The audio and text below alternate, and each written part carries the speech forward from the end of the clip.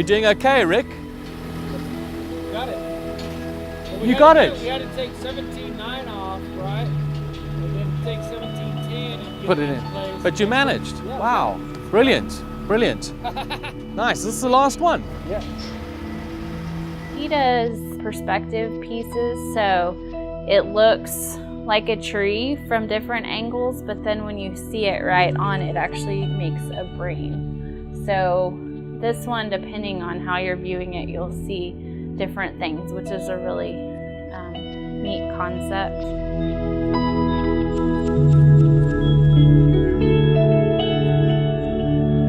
It's my first significant piece in the United States, and I couldn't gauge the environment, the audience, Texas Tech itself. So I said, all I can do is just present my idea in my own way and enjoy that process, and that's exactly what I did. So I thought of a variety of ideas which I submitted, and the piece here is based on CT scans of the brain, and I just thought that the idea of analyzing the brain, of notions of growth and a connectedness to the environment was an interesting idea to explore for a research and technology park.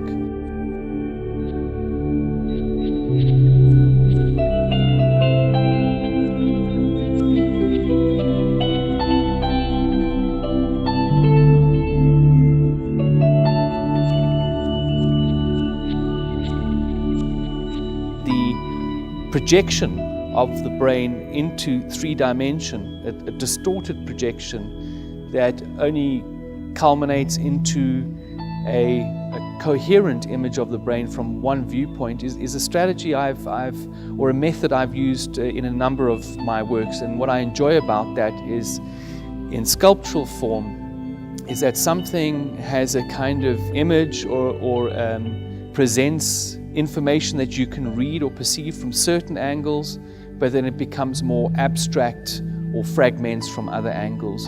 So with a lot of my work, it is 3-dimensional, but it's not necessarily a volumetric 3-dimensional form from all angles.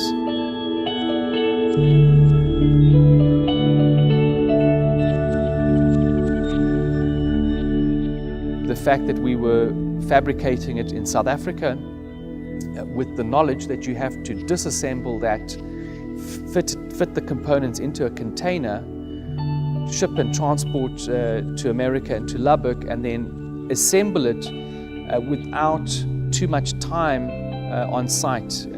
So yeah, it's been a long process.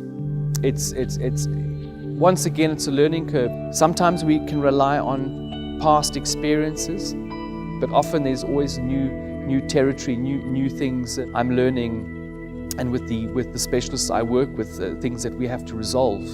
And this sculpture is an example of that as well.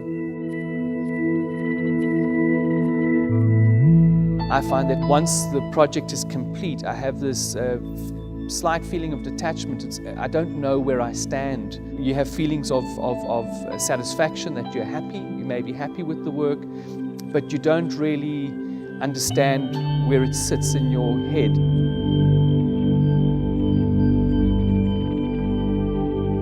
I like the idea of people meandering through it and around it, and just meditating on the idea of perception and cognitive response to our environment. This idea of thinking of the brain as something that is branching. It's a network, a connection of thoughts and ideas and stimulus and response. And that can either be something that one thinks of as being structured or chaotic or both.